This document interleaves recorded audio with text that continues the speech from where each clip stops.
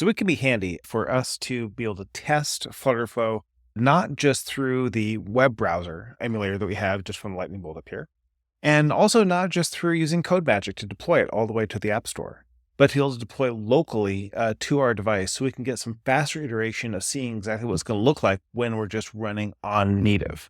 This can be important if you're using things like native functionality like the camera, or something fancier like augmented reality, or for that matter, push notifications only work when you're on the device and don't work when you're on when you're in the web emulator.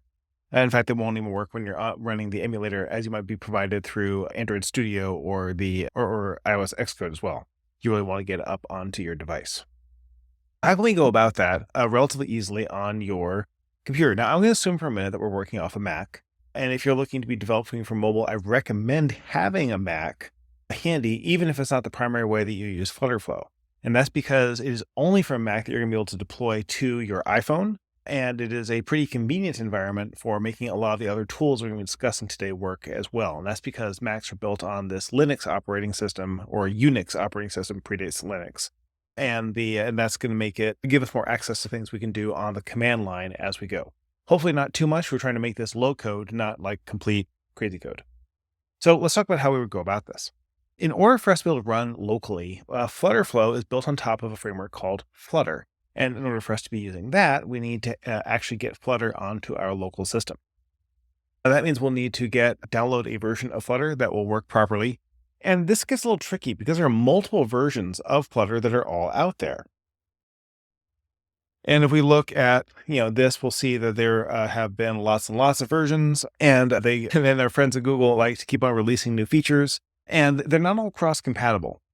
And when you look inside Flutter, you will see that there's a specific version of Flutterflow that they're using. This is here, it says 3.10.4. Hopefully you're able to see that okay. And you're going to want to deploy your app onto that version of Flutter.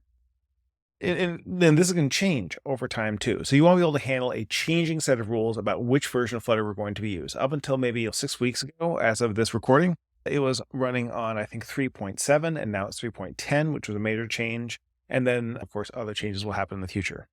So rather than downloading Flutter directly to our computer so we can run it, we're going to get a version manager. And one that's been around for a while and that's pretty popular is called FVM, the Flutter Version Manager. Got a whole bunch of stars over on GitHub, and it's pretty solid. I was using it for a while, and then more recently I was introduced to something called Puro, which actually I'd recommend using because I think it's much easier to work with, where you can go to puro.dev and it gives you some instructions. And the first thing you can do is say, let's curl it. You'll notice there are instructions as well for Windows and Linux, but we're going to be focusing on the Mac instructions right now because that's I find an easier place for us to be testing out on our phones. So let's do a little copy here. We'll copy the clipboard and we'll do a paste over to a terminal. And by the way, if you don't know how to bring up a terminal, you can do it by pressing Command Space and typing terminal. I see it gives us a terminal to work with. And then this guy will show up right here. Cool. So here we are. Let's try running that. It will download the package. It will install it. And then you'll find that usually you don't get to access Puro right away. You're going to need to go to terminal and say, make a new window. Oh yeah, fine. And then you'll find that the changes it's made in your environment only really take effect on the second time you load the terminal as opposed to the first. Now, you'll also see in the instructions it talks about Flutter itself really wants to use something called Git, which is a version control system. And if you don't currently have Git installed, an easy way to install it is going to be using Homebrew. And Homebrew is a different can of wax, but it's also very easy to install. If you go to brew.sh, there's a little installer script, and you can run that again in that same terminal, and then follow the instructions that Puro says of accessing Git as well. You'll find that Homebrew opens you to a whole universe of packages that can be very convenient for your developer journey as you start moving up the ladder of code, because now you're trying to actually run things on your computer instead of having it all run through these third-party services. So once we have this installed, you'll find we have Puro, and we can do --help to find out more about it. And we can do Puro ls to find out what versions we have installed. Now, I've already installed version 3.10.4, and I gave it a nickname of FF. And the way we do that underneath the quick start here is I say Puro create. I just called it FF 3.10.4. And I can just give it a different name. Let's call it Flutterflow 3.10.4. Oh, it's also Puro is not a thing. Puro is. Right. And it goes and grabs all that stuff for us. And then Puro use Flutterflow. Oh, okay. We don't currently have a project. It actually requires us to be inside a Flutter project, which actually brings up a really good point. How do we actually work with a Flutter project, right? So let's talk about the easiest way to get a Flutter project onto your environment, which is to be using something called Flutterflow CLI. That is available on PubDev. I'll put the link to it on the description on this video. So in Flutterflow CLI, you can see it gives us instructions as to how to install it. And I would recommend that you do just that. And we'll just do dart pub, paste, and dart pub global activate Flutterflow CLI. Yes, it looks a little Greek. Yes, it's just the way these things work. You press enter, and it will install the command line interface. That's what CLI stands for Flutterflow. And this is really convenient because when you're in Flutter, assuming that you have one of these paid plans, and this doesn't even require the highest end paid plans, it provides you with the ability to download your code, right? So you can say, I want to download your code. I want to view it. But you don't need to do it this way. There's actually an easier way to get it onto your Mac. And that's going to be through using the Flutterflow CLI. So at this point, we can say Flutterflow. And I always like to end things with -help as a way to start to explore how these things work. And it will ask for a token that we will need in order for us to work. And then only has one subcommand, which is called export code. Export code is what allows us to download all this code that we have from Flutterflow onto our local Mac. And that's a really cool, convenient thing. So you don't have to just say, I'm going to download it when like the zip file that you download the website. You don't need to go through the ceremony of going through your GitHub repository, although both those can be good things. This sort of provides you with an easy and frankly kind of repeatable shortcut. Because one of the things you can do in the terminal also is you can press the up key and it remembers like the recent things you did. So things you want to do over and over, we can just apply this way. So now we have Flutterflow installed, and and by the way, if Flutterflow for some reason isn't coming up, do the same trick I just did, which is to open up a new terminal window. And by the way, the Mac is telling us that we can do that with a Command N. So if you just do Command N, it will bring up a new terminal window as well. And at that point, you should have Flutterflow available to you. Let's clean up a little bit. Great. Okay, so now we have Flutterflow, and to do it, we're going to need a couple things to make it work. Let's go back up. For that, we're going to need the API token. For that, we go back over to Flutterflow, and we go, hey, say Flutterflow, here's information about my account over on Flutterflow. And I'm going to move this over, and I can click on my name.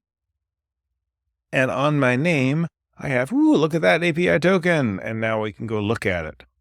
Oh, very scary. Now, I'm going to change the API token. It's not going to be very useful for you, but this is where you find it. You go under Flutterflow, you click on your name, you scroll down, you find your API token. And this will work if you have either of the two paid plans, either the $30 version or the $1 version. And so I can say Flutterflow-T and then paste that token because this button here copies it to the clipboard. And that means I can do Command V and it will paste it over here. Export code. And it'll tell me that export -code, not underscore. It's an important distinction. And now it needs to know the project or project. So what project are we talking about here? And I go back over here to my projects and I go to tier to test. Now up here, you see where it says test-pkha, right? This business where it usually has a name of your project followed by a dash and then some other bit of business. That other bit of business, that's project ID. So I paste that in.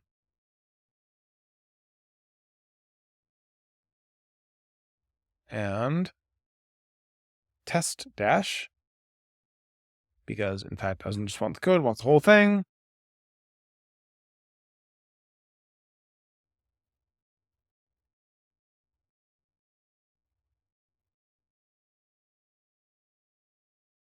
Let's see, test, dear test, d-test, d.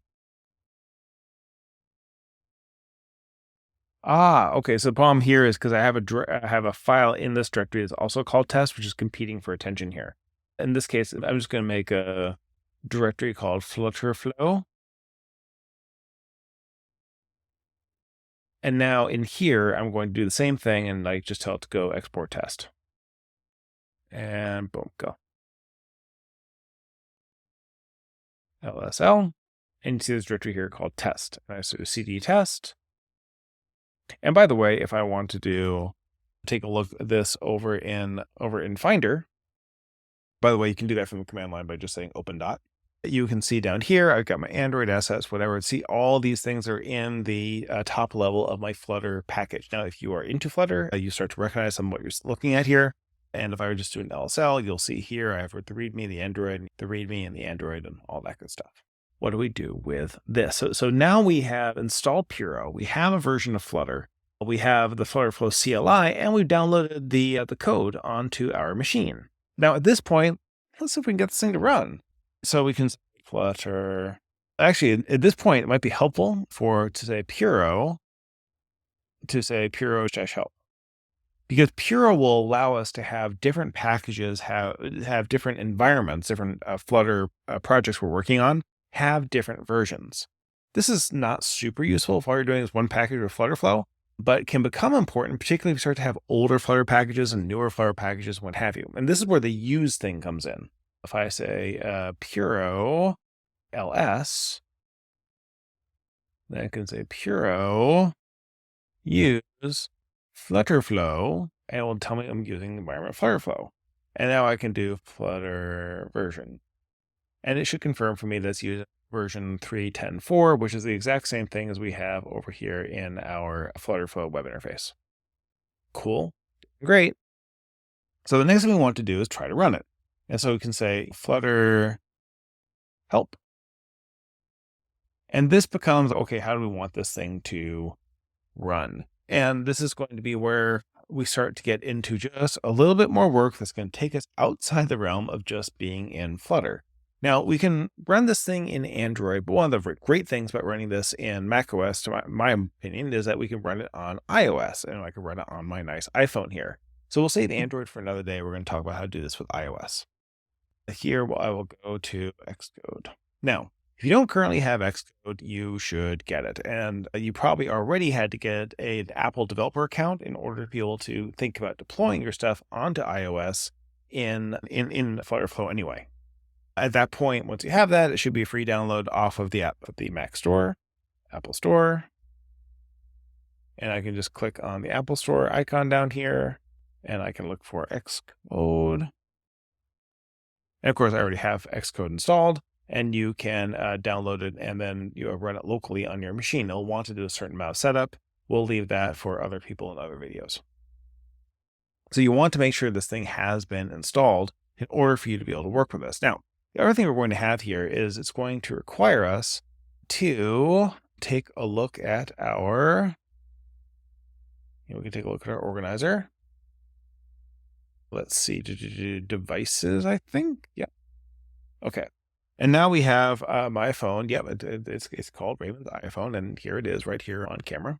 And it knows that currently I am locked, and now it knows that I'm not. And now it's actually connecting. You can see that it's going to keep track of these things. This is important because the way Flutterflow works is by talking to Flutter works is by talking to XCode. The way XCode works is then going to go talk to actual device. And you're going to want to make sure that through XCode, you have connected your phone to your phone to XCode so that we can build this whole bridge all the way through.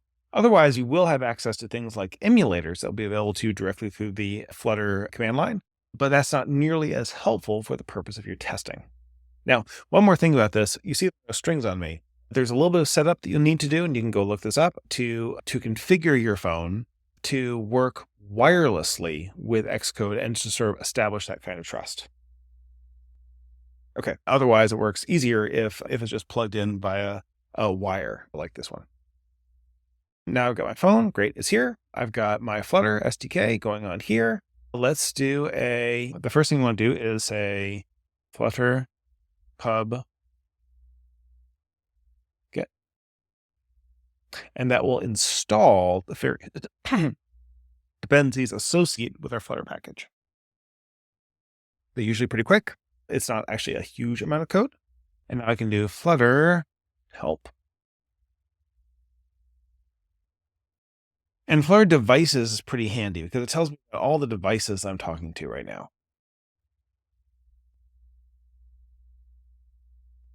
It's all about 2 connected devices. Very exciting.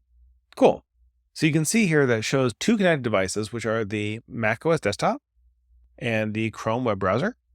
And then one that's wirelessly connected, and that's my phone. That's over here. Now it's giving some guff about like getting symbols and all that, but I don't actually think that matters that much. But we will find out though, won't we? And this thing doesn't seem to agree. That's waiting for. I'll try it again. Now this can happen. Like the wireless device thing can be a little bit persnickety. But right now it seems to be working. But if it's not working, I recommend just sort of plugging it in with a wire to just go right back into your Mac or what have you. Let's take the next step here. Let's try to do Flutter run -d. And here we can say, please run on particular guy, whatever the name is. By the way, you can also choose the ID here, and that should work fine. And here, yeah, so it doesn't like that. So we're going to plug it in just like this. We're now going to do a Flutter devices. It shows up right here at the top. This just leads to slightly more reliable work. So I would recommend checking it out. Okay, and then doesn't like ram into my iPhone 2 mobile. Okay, fine. So let's just use the ID because there's something wrong with whatever I've set up there. Okay, and here. Paste. And now it says downloading the iOS tools. Excellent. Now we're starting to actually work with this stuff. And let's just step back and see how well it does for itself. Now it's launching on my phone in what it calls debug mode. It's signing using a default signing. Let's pod install. It requires a development team in order for it to work. Okay, this happens. So when it happens, what you want to do is say lsl cd iOS, and in here we have runner.xc workspace. Want to open runner XC workspace. And when you do, you'll just you'll open it up here in Xcode. And then we go over here where it says runner. We click signing and capabilities. It requires a development team. Yep, no problem. We'll just pick a personal team here. No problem. So once Apple's big into signatures. So let's go back over to here and we will go back and try to run it again using that particular ID. All right, so it's going to run directly onto my phone. I got plugged into the wire, so they're not dealing with the wireless and whether or not the wireless is going to work. Now, the other thing I can do here is I can bring up Quicktime. And I can do that here, but I'm just going to go here and say Quicktime from the launcher. I don't need to pick one of these guys. And go to the file. I'm going to go to create new movie recording. It's not a screen recording. And hey, there's me. And you can scroll down here. So initially it has camera, that's microphone, and here it has screen. Screen, I can pick Raymond's iPhone 2. Yep. And this is actually my phone right there. See, so my phone is currently displaying. And now we'll be able to see it show up directly onto, and that should make it more visible for you as well. Gotta tell you, this is not going to win land speed records for it to open up. If it hangs on you, and I don't know if it's doing that for me right now, but I'm going to try it again. I can just do Control C to make it stop. So Control and C, and then run like this. Okay. Automatically signing. Build. You can also keep track on top here of what program it's running under the covers. Right now it's running LLDB.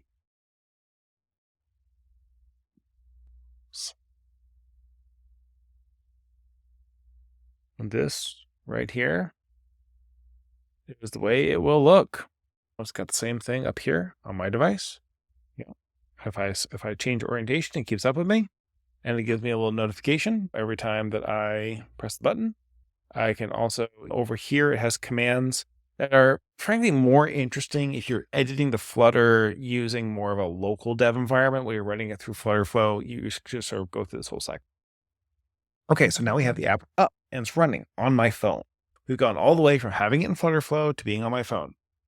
But you can go make a change in Flutterflow, and then you want it to get reflected back over here.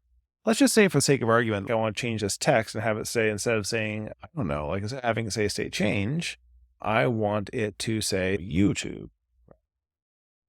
And let's say even my change is as simple as that. Now I can come back over to here and I can say, stop this. And I'm going to say Flutterflow. Remember, I had my directory called test, and that test directory is my Flutterflow here. But what I want to do now is re-export whatever I had from Flutterflow into here. So how do I do that? And I'm going to do that using the Flutterflow command again. Remember, we installed that Flutterflow command line program.